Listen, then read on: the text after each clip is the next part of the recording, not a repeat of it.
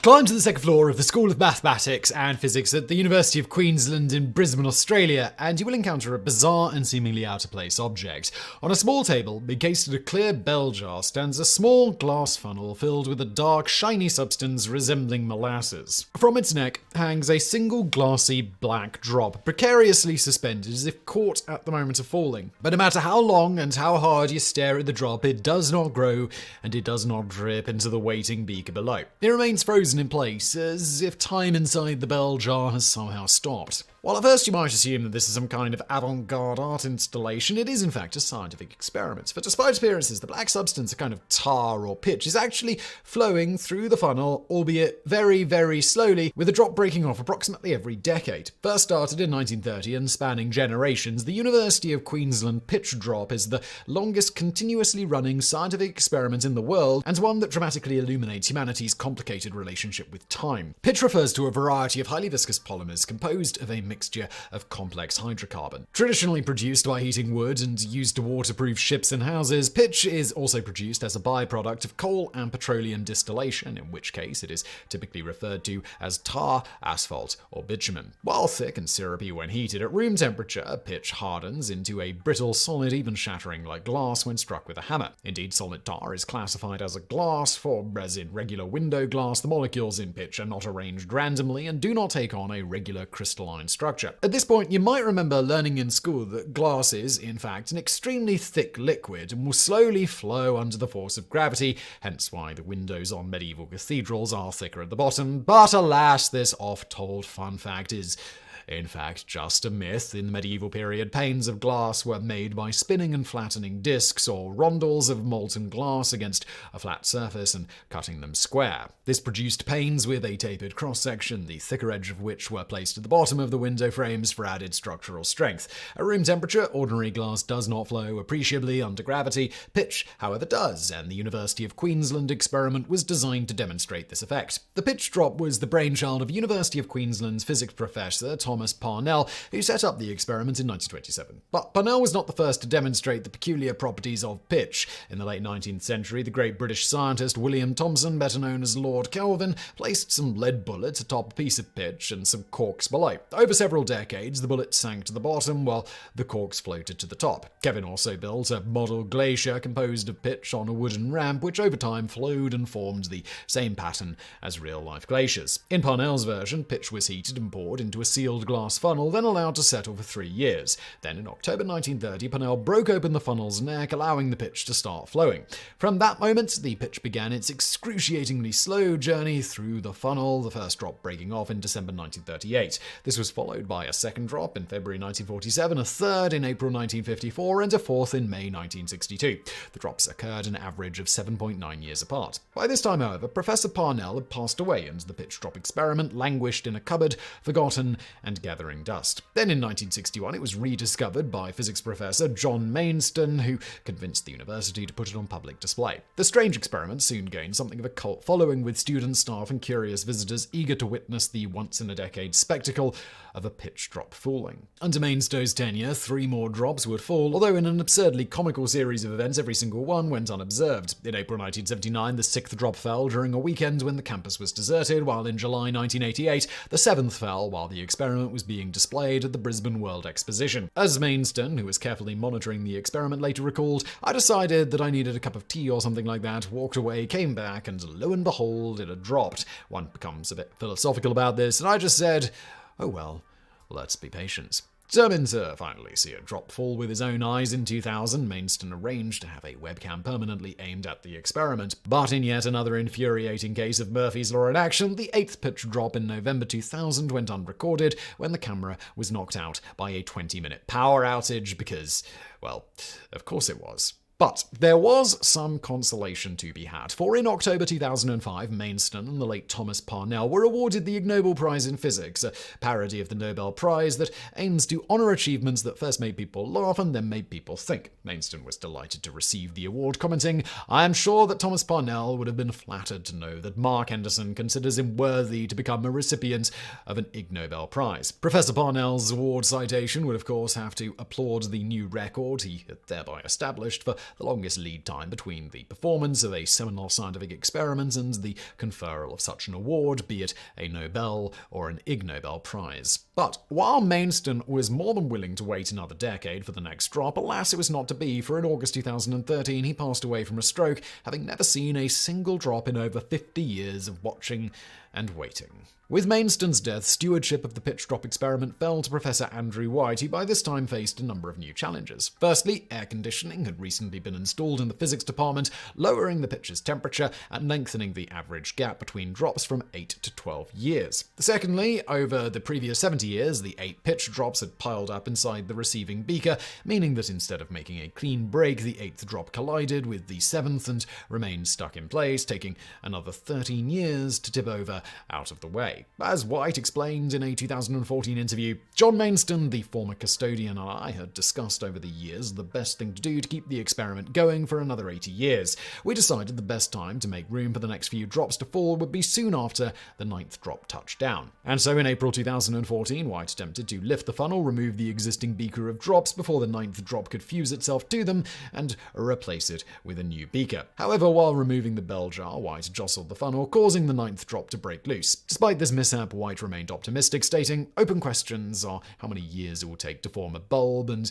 will it go back to the older cycle of every 8 years, or will it stay on the new 13-year period?" The old beaker with drops 1 to 9 is now displayed beside the experiment, which is monitored 24/7 by no fewer than 3 webcams. Currently, more than 25,000 viewers from 158 countries are registered on the university's live web stream in the hopes of finally witnessing the historic 10th drop. However, as this is not expected to occur until sometime in 2026, the honour of producing the world's first observed pitch drop instead went to another identical experiment begun at Trinity College, Dublin in October 1944. The identity of the faculty member who set up the experiment has been lost to time, but they are believed to have been a colleague of Nobel Prize-winning Irish physicist Ernest Walton, the first person to successfully split the atom. The pitch used in the Trinity College experiment is slightly less viscous than in the University of Queensland setup, meaning that by 2000, the funnel had produced 8 drops, despite starting 14 years later.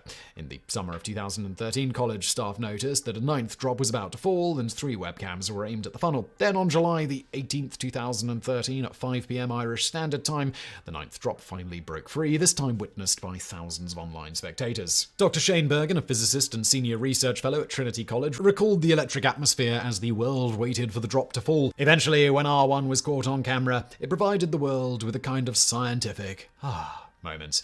As in, finally, we see it. In a world where we expect things to happen very quickly and stuff is demanded of us instantaneously, it's a little quirky to think that a lot of stuff just happens on a timescale that's much slower than we can normally appreciate. While waiting 70 years to watch a blob of black goo fall might seem like watching paint dry cracked to 11, as Dr. Kostya Trachenko of Queen Mary University in London explains, it could be a lot worse. If you put it in the fridge, it would take thousands of years. For a theorist like myself, 70 years is actually not that long. In addition to finally providing the world with an elusive, once-a-decade spectacle, the 9th drop of the Trinity College experiment also allowed the viscosity of the pitch to be precisely calculated as 20 billion times that of water. As previously mentioned, the pitch used in the University of Queensland experiment is even thicker, clocking in at 230 billion times the viscosity of water. While such results might seem purely academic, Dr. Trachenko insists that they have practical applications. For example, nuclear waste is often encased in glass before burial, a process known as vitrification. Experiments like the University of Queensland and Trinity College pitch drops, Trachenko argues, offer valuable insights into the potential behavior of glasses over the vast timescales required to keep such waste safely contained, and for more on this, please check out our previous video, How Does Nuclear Waste Disposal Work? Apart from its purely scientific merits, the University of Queensland pitch drop holds the Guinness World Record for the world's longest continuously running science experiment at 92 years and counting as of this recording. While another pitch drop experiment was set up at Aberystwyth University in Wales in 1914, 16 years before the University of Queensland experiment, the pitch used was considerably more viscous and in 108 years of operation has produced not a single drop, nor is it expected to, for over 1,000 years. So, officially speaking at least, the University of Queensland Queensland experiment still reigns supreme. But when it comes to the world's longest running experiments, the pitch drop is in good company. The next runner-up is the Oxford Electric Bell, a curious apparatus set up in the lobby of the Clarendon Laboratory at the University of Oxford. First published in 1840 by physicist and clergyman Robert Walker, the experiment consists of two small brass bells, between which hangs a 4mm diameter spherical brass clapper suspended on a chain. This clapper is in turn connected to a pair of dry cell batteries. When the clapper contacts one of the bells, it completes a circuit and produces an electrostatic charge which repels the clapper and propels it towards the other bell. While the voltage required to accomplish this is high, each cycle transfers only a tiny amount of charge from the batteries, allowing the Oxford Electric Bell to ring near continuously at a frequency of 2 Hz for 182 years. While you may recognize this as significantly longer than the University of Queensland pitch drop experiment, note also the term near continuously. Being dependent on electrostatic charges, the bell cannot function when the humidity is too high and has thus experienced numerous brief stoppages throughout its lifetime. Nonetheless, the bell has rung an estimated 10 billion times and holds the Guinness World Record as the world's most durable battery-delivering ceaseless tintinnabulation. And while originally intended as a mere curiosity, devices like the Oxford Electric Bell played a minor but important role in the development of the theories of electrostatics and electrochemistry. Curiously, the exact composition of the batteries, which are sealed in molten sulfur to insulate and waterproof them, is unknown. Based on records from the period the bell was produced, however, it's believed that the batteries are in fact Zamboni piles developed by Italian inventor Giuseppe Zamboni in 1812. Such batteries are composed of thousands of alternating layers of metal foil and discs of paper soaked in manganese dioxide. While nobody knows how long the bell will continue to ring, its incredible longevity thus far is enough to frustrate any cell phone owner whose battery struggles to last even for a day. In a close third place for the world's longest running experiment is appropriately a clock owned by the Department of Physics at the University of Otago in New Zealand. Built in 1864 by Arthur Beverly, the Beverly clock does not require manual winding, instead using fluctuations in atmospheric temperature and pressure to wind itself. The mechanism of the clock incorporates a sealed 1 cubic foot chamber with a diaphragm at one end. Changes in pressure and temperature cause the air inside the chamber to expand and contract, pushing the diaphragm in and out. The diaphragm is in turn linked to a chain and ratchet system which continuously winds the clock and keeps the mechanism running without human intervention. While 1864 is also much earlier than the pitch drop experiment's 1930 start date, like the Oxford Electric Bell, the Beverly clock has not actually run continuously, being stopped on numerous occasions for cleaning, maintenance, or to be moved when the physics department changed locations. Furthermore, if the temperature or atmospheric pressure remains stable for too long, the gas expansion chamber will not produce enough energy to rewind the mechanism, causing the clock to stop until atmospheric conditions begin to fluctuate again. Long-term experiments are also not exclusive to the field of physics. In 1979, American botanist William James Beale started one of the longest experiments in biology at Michigan State University.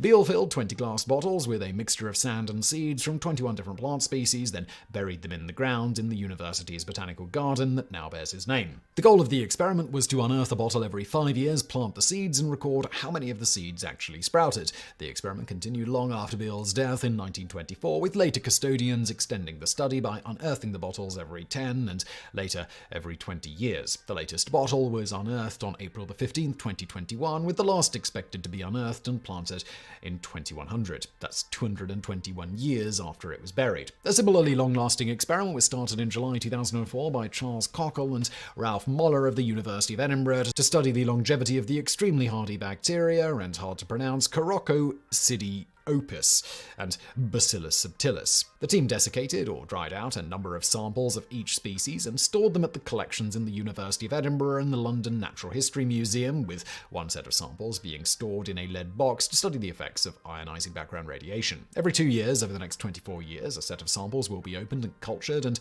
the number of viable bacterial colonies will be counted, providing insight into just how long these organisms can survive in extreme environments such as deserts, caves, and permafrost. But while such long-term biological studies might generate more useful and relevant scientific data, being dependent on human labor, they lack the mystique of experiments like the University of Queensland pitch drop, the Oxford Electric Bell, and the Beverly clock, the former of which is estimated to hold enough pitch to last another 1,500 years. Generations of humans will come and go, wars will be fought, borders will shift, and sea levels will rise and fall, but these experiments will carry on at their own unhurried pace, slowly dripping, ringing, and ticking away into eternity.